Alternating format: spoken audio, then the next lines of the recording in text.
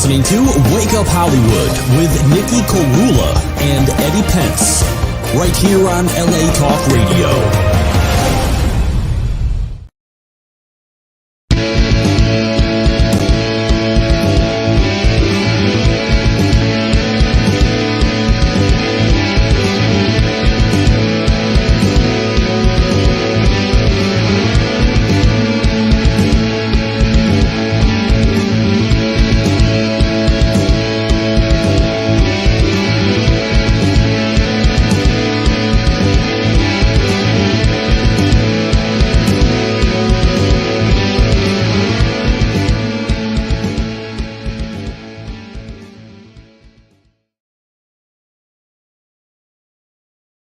Wake up, Hollywood. This is your host of the most, Nikhil Korula. We're going to jump right into this interview. We have a very special guest, a wonderfully talented person, singer, songwriter sensation, Miss Lisa Martin. How are you? Hey, Nikhil. How's it going? Good to see you. We just finished your EP. 5 songs of beautiful ferociousness and beauty and just grace. It's got a little bit of everything. So I'm very excited to have been, first of all, very honored that you asked me to be your producer for this. And I have to tell you, you're one of my favorite clients now because you were so easy and chill to work with because you trusted the process and you trusted me. And it just makes it better when it comes out like that. So, yeah, I'm really super stoked on your EP. So I first want to say that. But how does it feel you finished?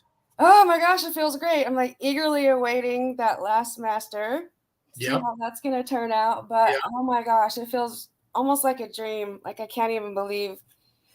Like I had the idea probably about this time last year that I wanted to do this. And I think it's been about a year since you first mentioned you wanted to do this. Yeah, that's right. And I wasn't sure how I was going to make it happen. And then, I ended up sitting in your class.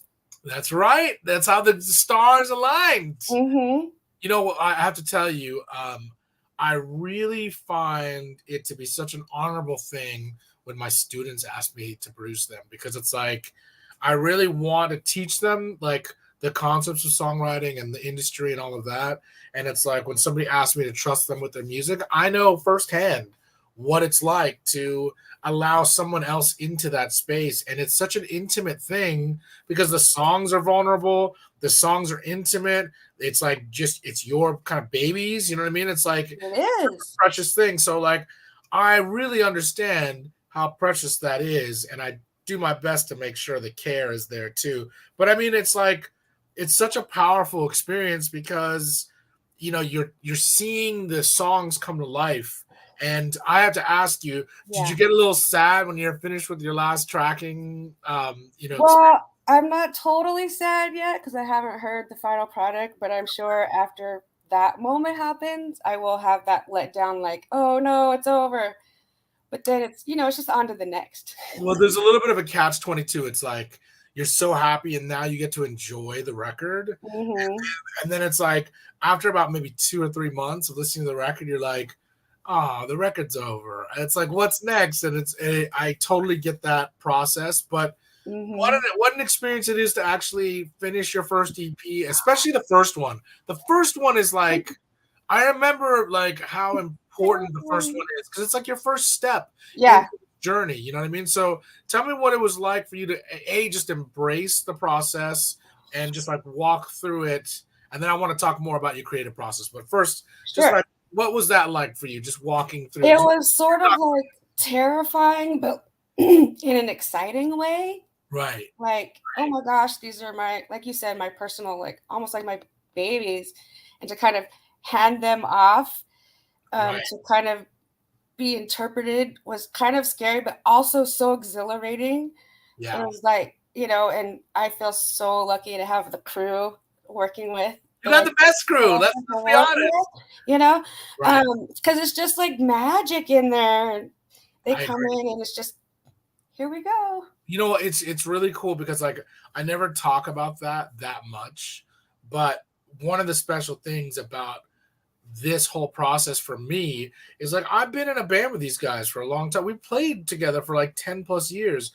So there's just this working synergy that we have and this trust where it's like, you know, we kind of like complete each other's sentences sometimes as to like what we're thinking, or like there's a total sense of respect, you know, just giving ideas and offering ideas on all sides. And I love putting all of these amazing musicians around a new artist like yourself, because most people, it's going to take you 10 years to find musicians like this. It's going to take you time to find what songs are going to be able to have the arrangements that do. And it's like the biggest reason I'll tell you is I trust these guys with my own songs.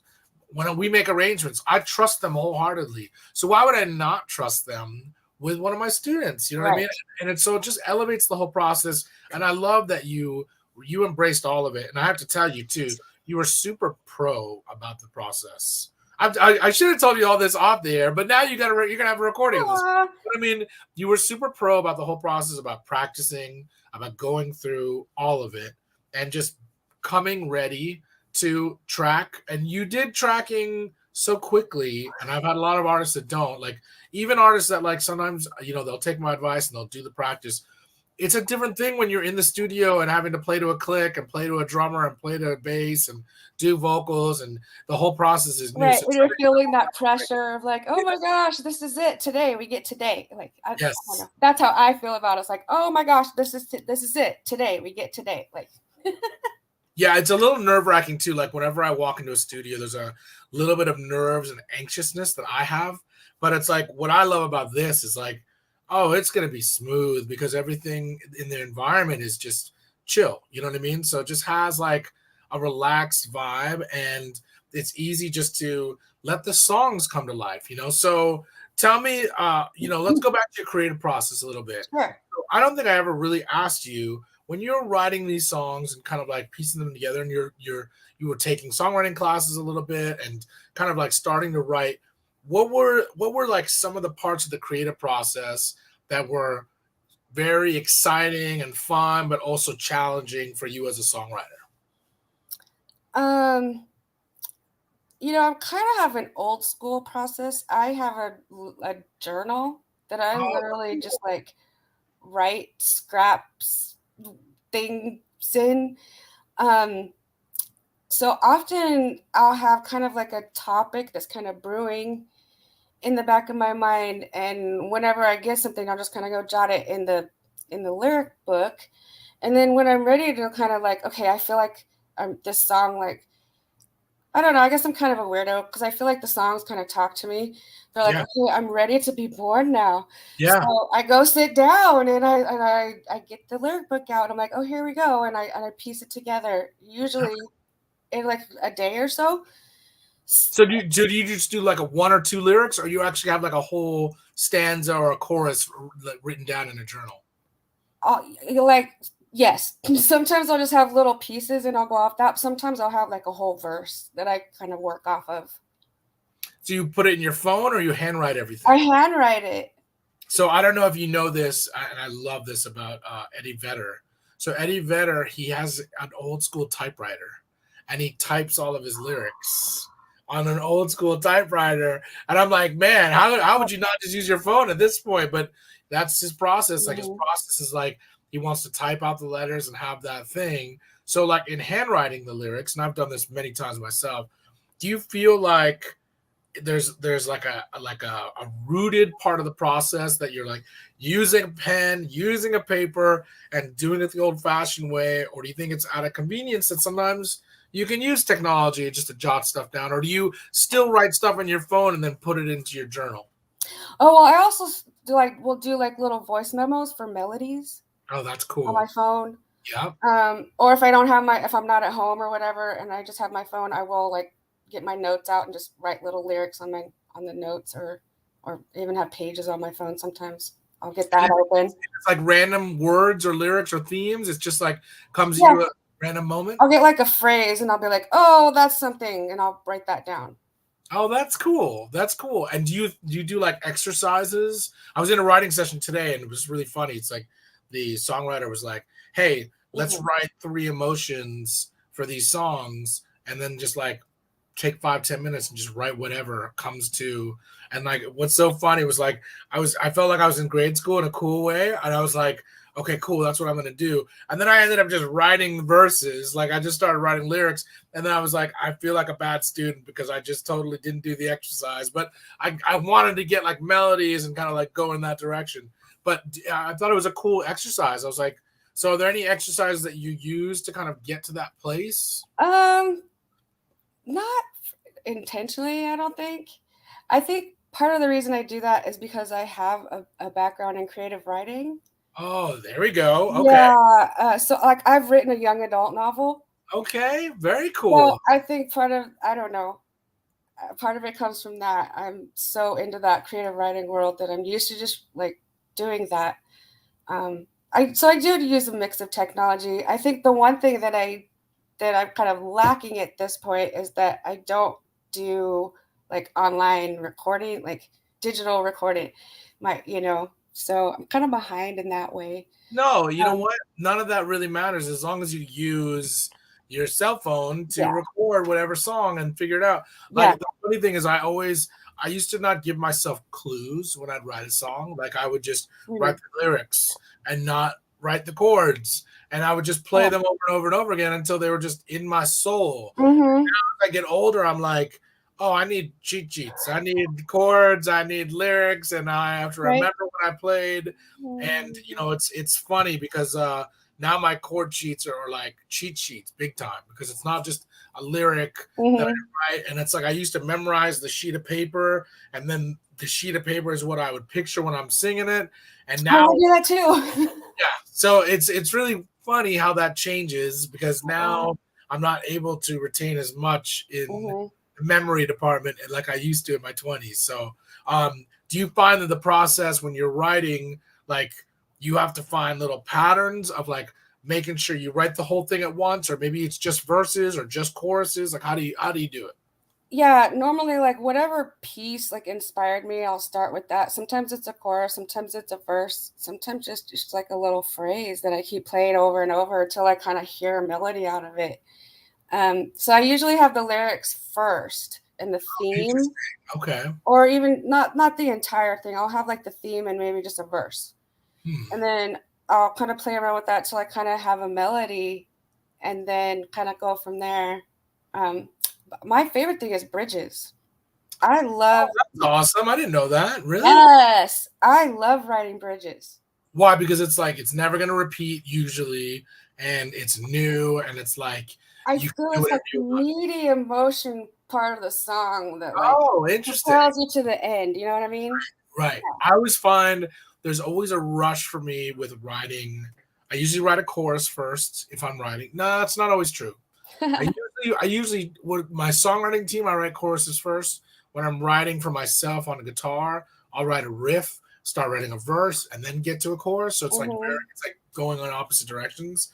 But I also find that when you're writing these like pieces and bridges and stuff, it's like, how do you know when it's all going to fit if you're not writing it? And this is a question kind of for me, even though like I'm so far removed from it now. But let's say if you're writing pieces, how do you know the pieces are going to work together?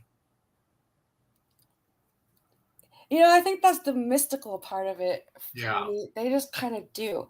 Right. I feel like I snap into this other part of my brain when I'm songwriting. And it's kind of like what feels good, if that makes sense. Yep. Somebody once told me, write music you want to hear.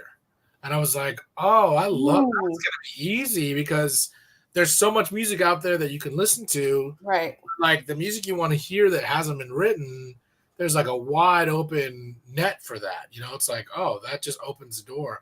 Do you kind of like take from other songwriters or songs? Like, do you listening to certain things? Do you get in a mode of listening that it becomes like an event? Like, tell me what that process is like. Yeah, it's funny because even in my most recent song, I think I mentioned I had fashioned a melody after something that Regina Spektor does in a song. Right. With her melody. So I kind of copied that not exactly, but kind of a little bit. Like I really love Regina Spektor. I love Tori Amos. Yeah. My favorite recorded artist of all time is Ani DeFranco. Love her. And I think what I take most from her is kind of like my songwriting style in a way. I love a thing that she does. It's kind of not traditional, but she will have like an opening verse. Right. And she'll go through the whole song. And then at the end, she'll repeat that same verse at the end. Oh, that's cool. And it's like you've gone on this journey. And then when she repeats the verse again at the end, it's kind of like, but it's different now. It's the same words, but it means something different now. And that's interesting. I love it so much. And she does it so much. And I didn't even notice that until I started doing it. Right. In my writing. And I was like, wait, where am I getting this from? Like, oh, I know where I'm getting this from now. Yeah. You know, what's really cool, too, is like you're heavily influenced in the same way that I am by 90s artists. Like, those are all huge 90s artists. And, like, there's something about that renaissance of that time period. I don't know if it was like, man, it represents a time of freedom in my life, or it represents a time of like where I fell in love with music, and that's maybe why I'm like so nostalgic about it. But like all of those artists in the 90s, it was like, oh yeah, they were so good. Everybody was so good in every genre, you know? Yeah. So do you feel like that? What is it about 90s artists that kind of captivated you in that way? Because I've been kind of curious, like why it hits me that way too. That's a good question. Like, what differentiates those artists from the newer ones, and what grabs our attention from those? I'm not sure what the draw is really. Maybe it could be time and place. That's when I was like in my 20s and, you know, like really getting into music and all of that. I don't know. Yeah, it's interesting. I was just telling a friend about this. Like the first time I heard Dave Matthews Band, and it was the album was Crash. I remember going to I remember that album. And I remember getting the album I was just so excited because their last record was so good. And I remember hearing so much to say. It was the opening song. And I just remember thinking, what is this? This is crazy good. This is so awesome. And it changed me. In that one moment, that one listening of sitting in my car, my whole world just went upside down. And, you know, it's like, it's so interesting because, like, I know you felt that in the 90s from so many artists. Like, Sarah McLachlan was another one. That I mean, she had such a good record that came out. There were so many good records that came out. There was Alanis. Yes. So like, was it No friends Doubt? of yours? Yep. Were there friends of yours that were like, hey, you got to listen to this record? Were you going to concerts? Were you hearing it on the radio? Like, how did you gravitate, or how did you find I went to I went to NAU in Flagstaff, Arizona, which I love. However, there was not a big music scene there. And to go to any concerts, you had to go to Phoenix. Oh, wow. So it was kind of a thing, you know. So we didn't have a whole lot of options there. So it was more of like a word of mouth thing. And so actually the first time I ever heard Ani DeFranco, somebody gave me a bootleg. That's cool. Really? Yeah. But that's how all that style of music came about. I mean, of course, it was like, I think probably 1995 or so, maybe. Was it a tape or a CD? It was a tape. That's why I was asking, because that was right in that period where it was like, ooh, you're getting mixtapes, because I have a bunch of mixtapes. Yeah, I still have them. Like, I have them too. It's like there's something about getting a mixtape from somebody. You were indebted to them to listen to it. Yeah, I mean, they spent the time. You don't have that on Spotify. I could send you a playlist on Spotify, and you'd probably listen to maybe a couple songs, and then that would be it. But a mixtape, when somebody took the time to make you that tape and sit through the process, you listened to that, right? Yes, absolutely. That's so awesome. So was it a live concert, or was it just like a mix of songs? Just a mix. That's awesome. All right, let's play something. What do you want to play first? All right. How about you know what? Let's do Love Coma. Okay, and this is number 3 or number 1 This is number 3. All right, we're going to start with number 3. This is Love Coma by Lisa Martin. Yeah. A kiss from the sun seeds for the rays. We're growing weeds from graves. Thought it was love, maybe it was a mistake. Hope to work anyway.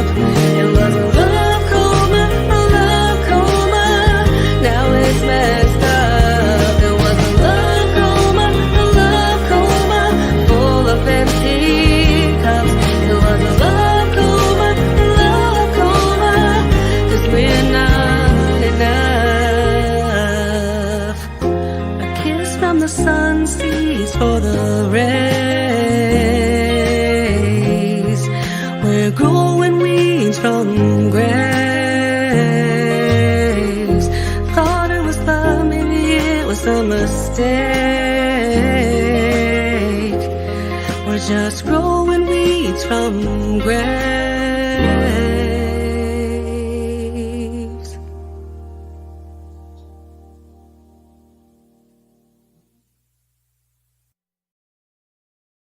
That was so fun to listen to. My goodness. Oh, You know what's crazy?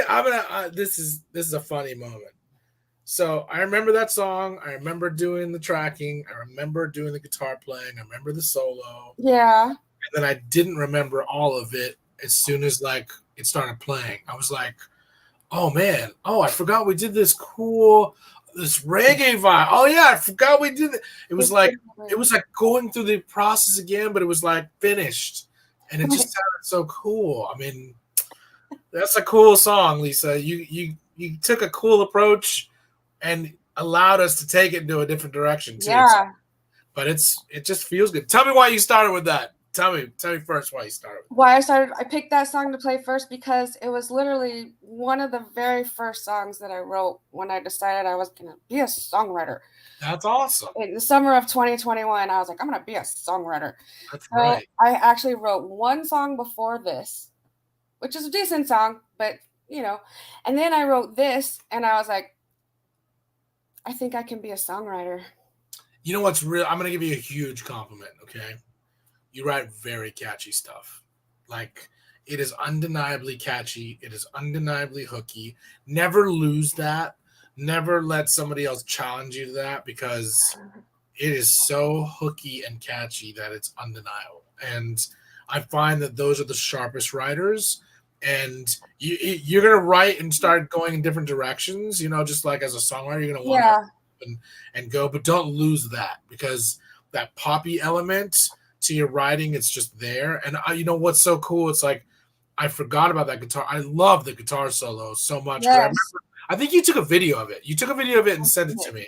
And I was so happy because I don't always get to hear the mixes right away. And I was like so happy about that guitar solo. And then you're like, oh, I sent you this video. And I was like, I'm so glad you sent that because I never get those. I never get to hear the guitar solo right after, even though I was like, oh my God, I love this. Because it's just like, I like hearing like a different approach to writing a guitar part and then writing a guitar solo. And I don't always get guitar solos on the records I produce because I don't want to get in the way of the, you know what I mean? And it's like, you gave me that solo and I was like, oh man, I'm so glad that's the solo that was put on the record because it just has a vibe. It's just got honestly, that was so fun. Like, it was fun. It was great. And I didn't even remember that I had videoed that. And so I was like going back to the photos and stuff like the next day from the session and I went, oh my God, I took a video of this. I got to send it to him right now. That was so, I can't tell you like what that meant to me because it's like, I'm always searching for moments that I can get on tape that of something that I write or play or sing that is like, oh, I want to keep that and document that. And it just doesn't always happen, especially on a record, especially when I do a record for somebody else, because I'm just trying to make sure we get the work done. But you know what I really love too? Your vocal is awesome. I mean, you're just like cruising in that vocal and the groove is doing its thing, but like the vocal, I mean, it's kind of like, it just feels like, I don't know why, I just kept picturing being on a boat. It feels so like floating or something. Yes. And your vocal is like steering the craft to whatever it is that we're on.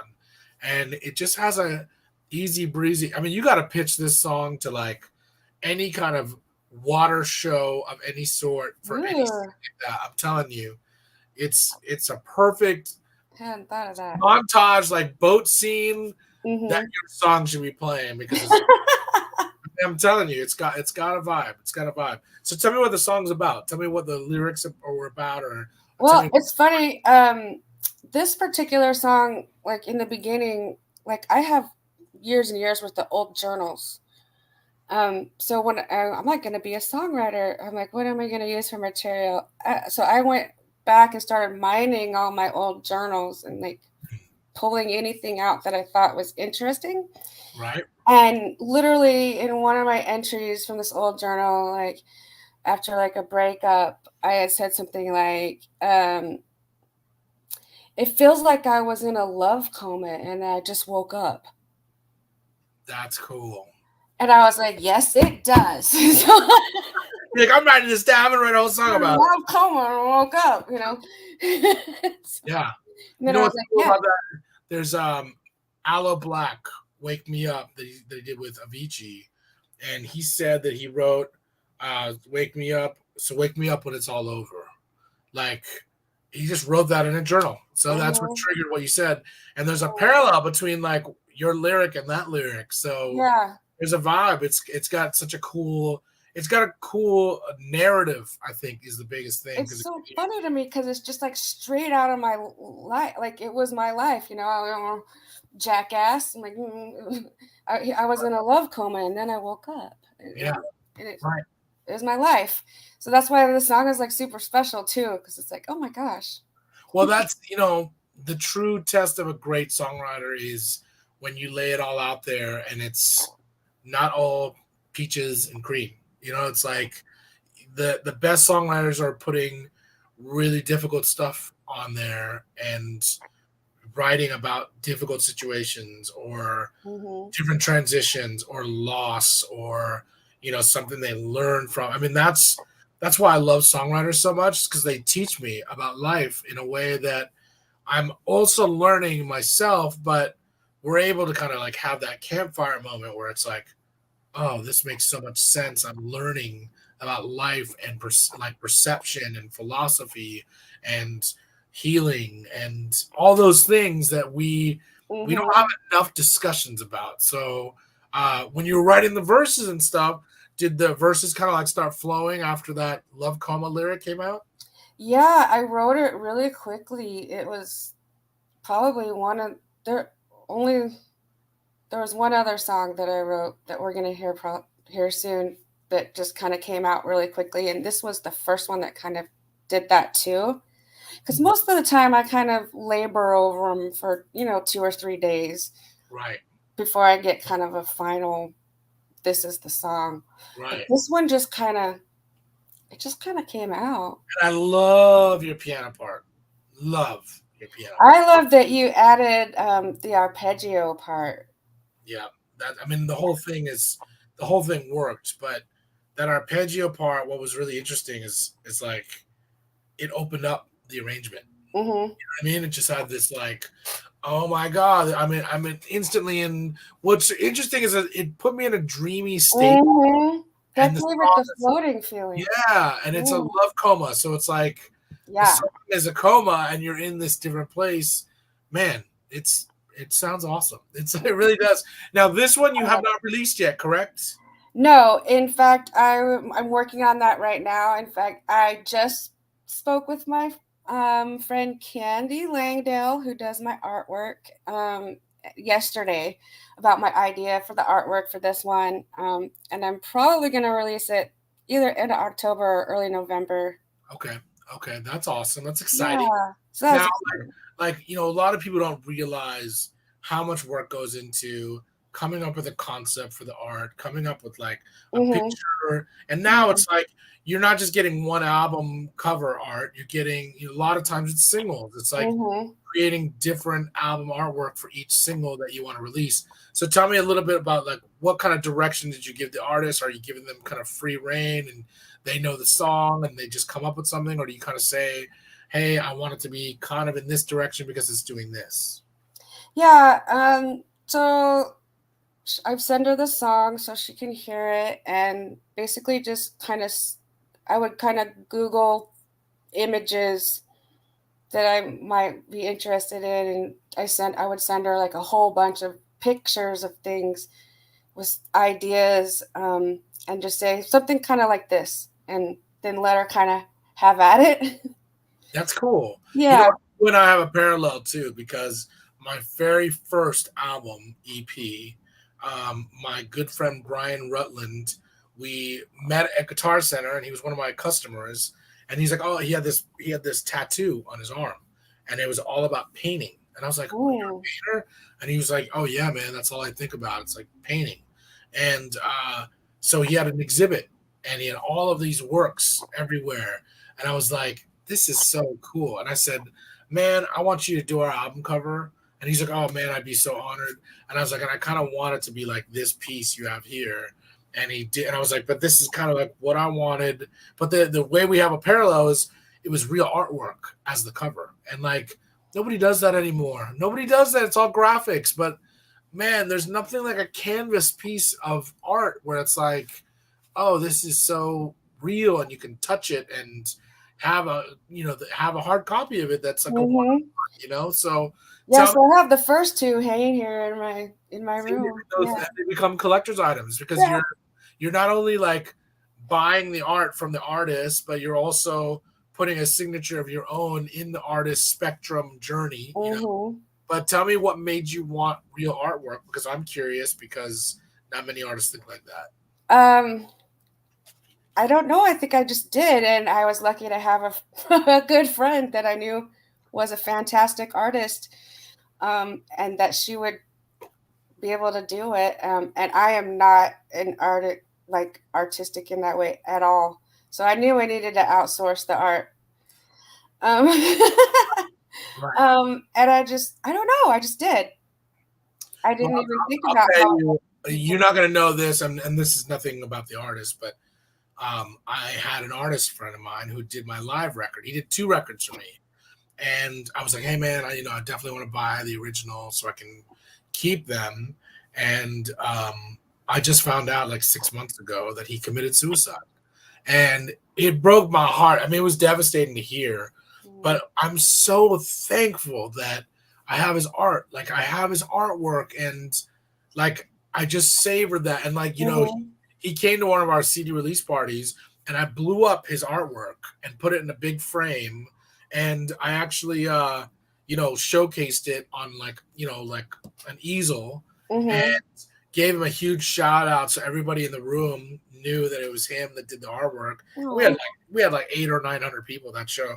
And he was like, man, I rarely get any kind of like recognition like that, but it was so amazing to get that kind of response to the artwork at the show while I'm watching you do your thing. And I was like, man, and I was just so happy that I had these amazing moments with him. So the reason I'm bringing that up is like that artwork now to me is priceless. Like there's not any dollar amount that someone asked to purchase it because he ain't around anymore.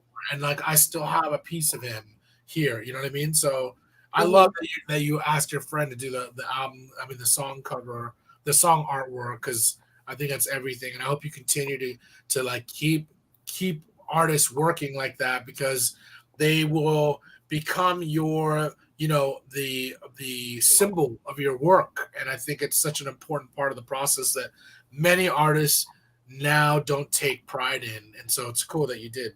But let's play something else. What are we playing? What's number 2? I want to do Bring On the Sunshine. All right, here's Bring On the Sunshine by Lisa Martin. Been some stormy weather since the month of May. Clouds rolling by me all day. I just need a break from the gray. And then the sun comes out and my heart lights up like a solar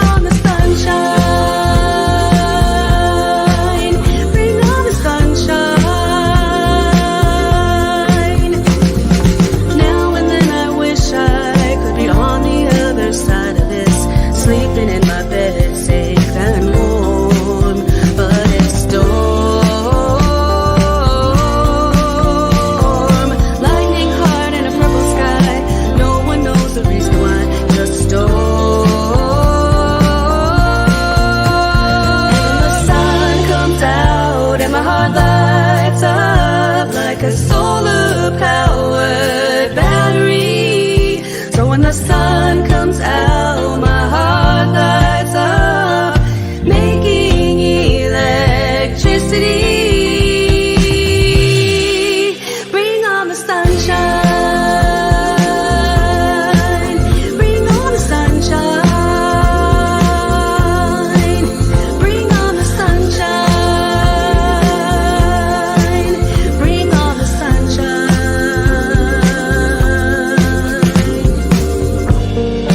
I just need a break. I just need a break. I just need a break. Bring on the sunshine.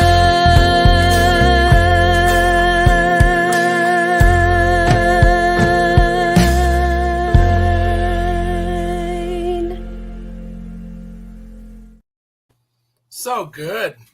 That was groovy. I mean, man, I know these songs because we worked on them, but it was like, it's so nice to, maybe it's just because we're doing it on a radio show, but I'm not, I mean, you know what? I'm not listening with work ears. Right? I'm listening with like leisure ears. And Me too. man, your songs, I mean, I've got chills right now. Along. I mean, you got to do, first of all, you got to do a music video for this one.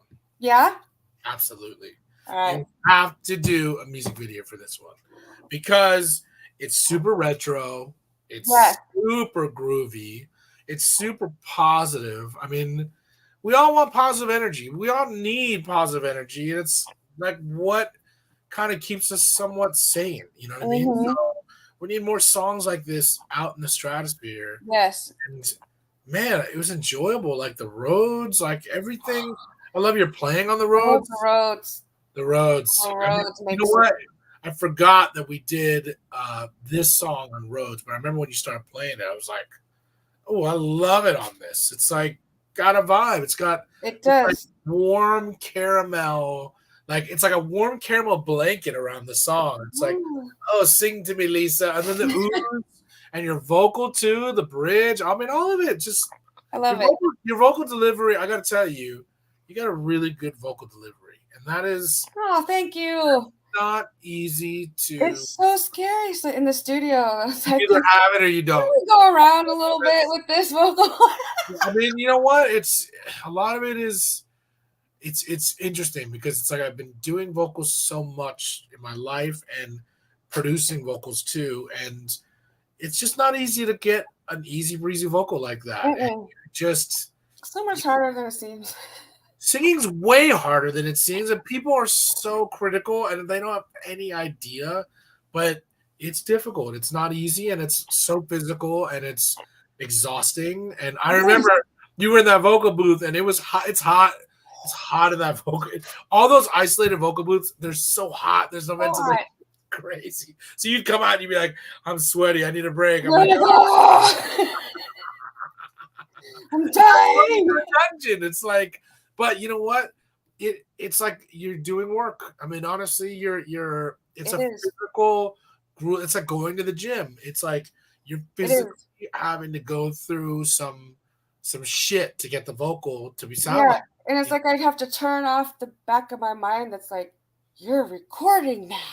Like, and just do it. It's I think what's so funny too, it's like 9 times out of 10, a great vocal take that I'll do won't get recorded. And then I have to conjure that same energy. It's so hard. And I know it happens sometimes. I'll be like, sing it like this, and you'd sing it, and I'll be like, that was it. Just do it like that. And then your mind just gets in the way naturally.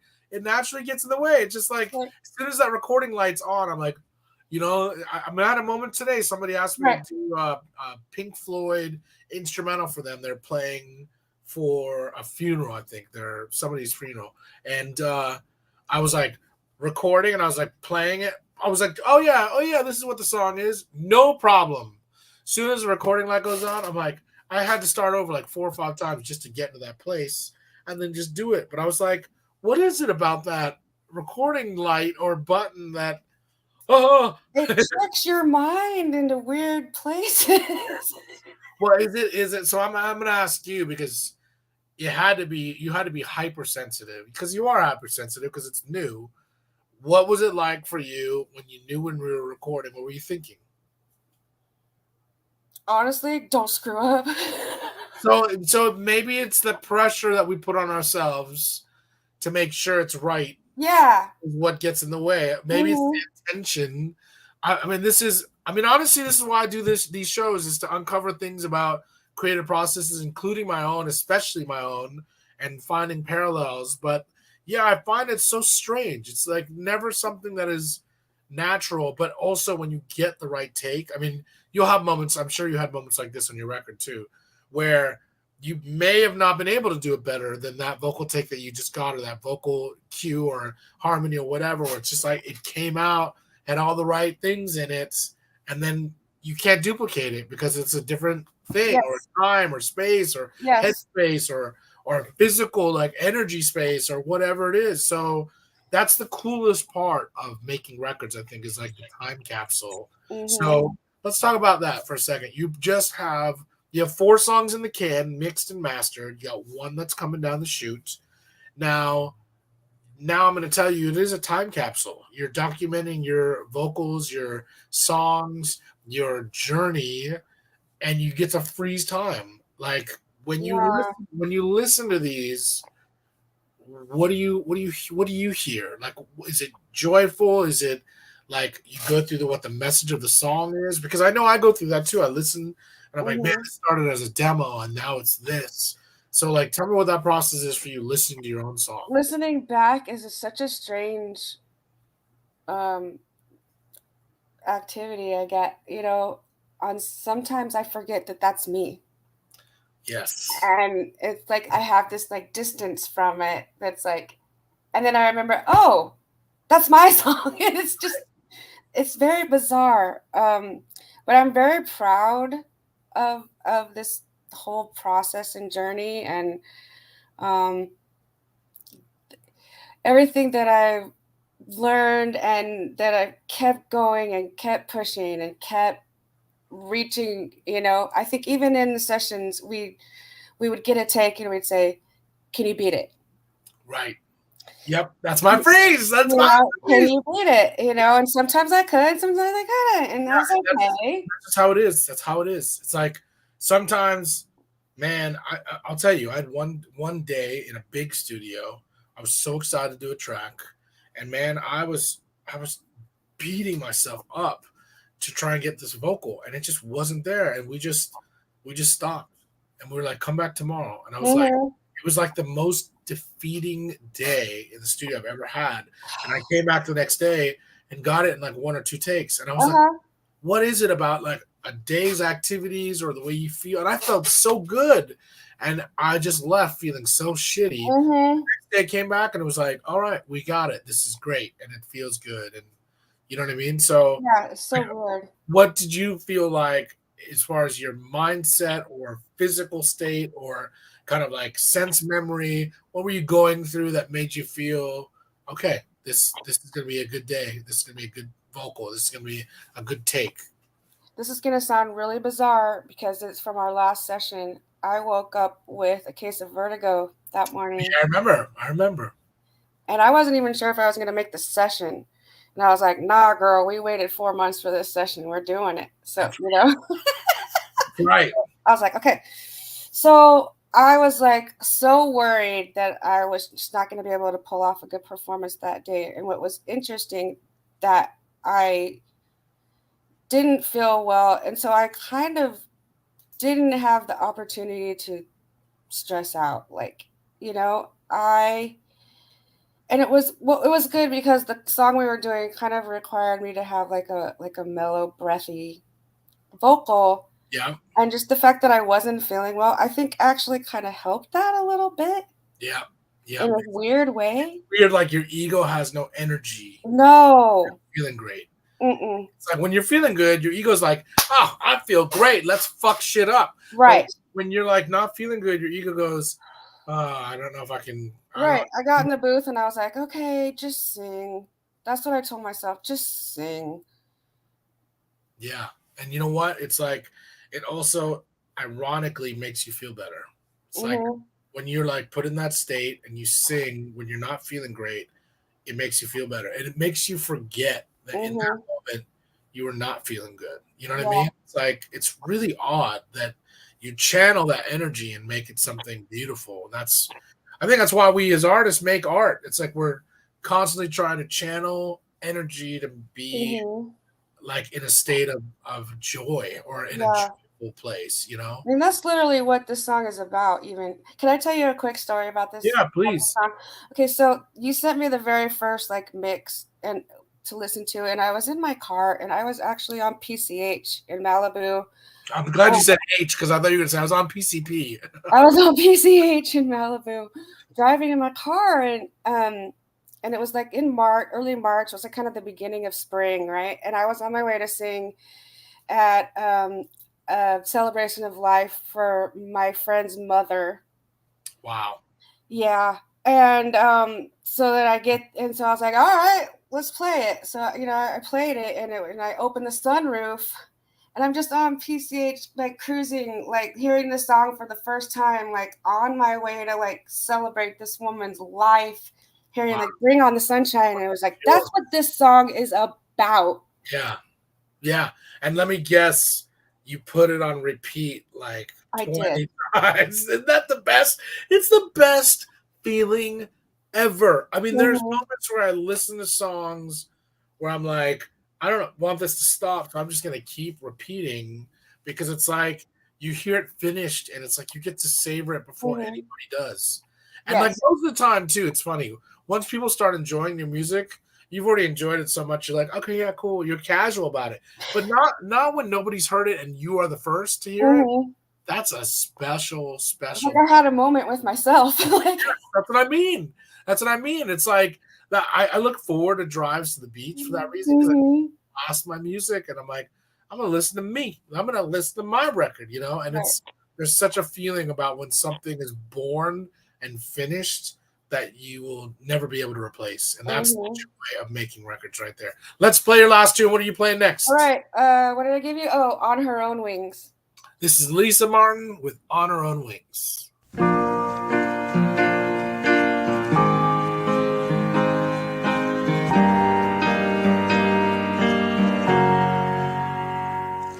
If you go, take her too. That's what you said when I came to you for some comfort as a husband and a friend. But that's what you said. You said I'm strong, strongest you've ever met. And I bet you meant that. Don't you know what that means? That I have the strength to grow wings. So there she goes, flying away on her own wings. Hear the angels sing out of the love, far away from the broken dreams. Hear the angels sing, she flies on her own wings. Well, the road's been so long, and I feel like I can't go on. Got all the walls up, I feel so stuck. I need a friend. You just shake your head and say I'm strong, strongest you've ever met. And I bet you meant that. But don't you know what that means? That I have the strength to grow wings. So there she goes, flying away on her own wings.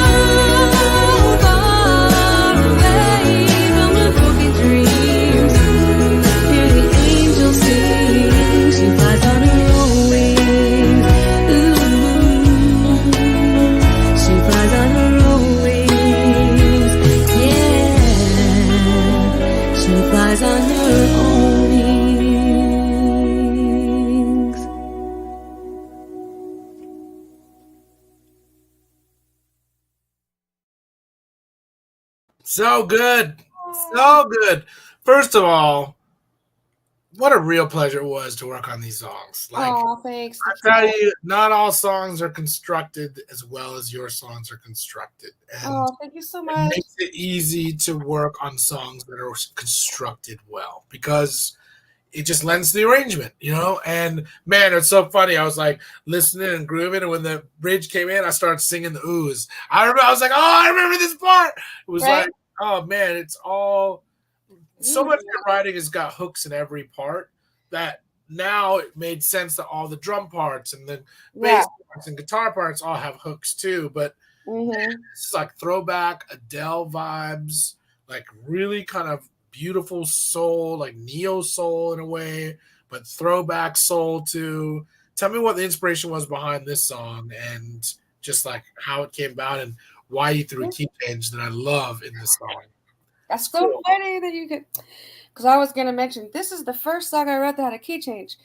You know, this was one of those songs. I literally wrote this after a conversation. You know, as sometimes relationships sometimes do go through challenging times.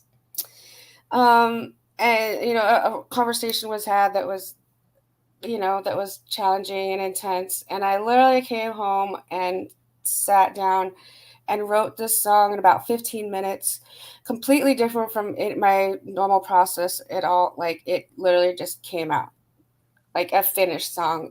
Like it already like 5 minutes. It just came out in 5 like 15 minutes. Like it had already existed in the ether somewhere. 15 minutes, but I thought like from start to finish, 15 minutes, it just popped out. Yeah, I kind of just sat there and kind of just, it just came out. It was really bizarre. That's awesome. Those are my favorite songs. And they kind of come through so fast like lightning that you feel them when they leave. Like when it's out of your body, it's like, man, the inspiration's over now. You know, it's like, was like almost like I was a zombie. Like I had to go and do that and get it out. I'd never had that experience, so it was. That's exciting. It makes you become addicted to the process of songwriting and all of it because that's what it is. It's like you feel that whatever that energy is, and I don't know what that energy is. The more I'm into it, the more I'm confused by what it is because it's like it's not brain power, it's not soul, it's a combination of energy, soul, brain power, and a little bit of luck. You know what I mean? Yeah, it's mystical. I still don't know like where it comes from sometimes. I agree. Where can people find your songs? You have 2 released. Which ones are the releases? So the one we just heard, On Her Own Wings, is released. It was the first one. And then also Bring On the Sunshine is also released. It's out on all the places you get music. Yeah. Apple Music, Spotify, YouTube Music, you know, YouTube, all those other places. And then the third one's going to be second week of October? Not sure yet entirely, but probably around the end of October. Okay, cool. November. Where can people find you online? Instagram? What's your Instagram at Lisa Martin Sings. At Lisa Martin Sings. Yep. Any websites or anything or no? I'm sorry? Any websites or anything? No, I don't have a website yet. Well, you should. You should. You should very soon. So check out Lisa Martin on Instagram at Lisa Martin Sings. Check out her 2 songs that are out on all major platforms, and we'll look forward to the third. On behalf of Sam, myself, and Lisa, we'll see you guys next week. Woo-hoo! Peace and love, and take care of each other. Woo-hoo!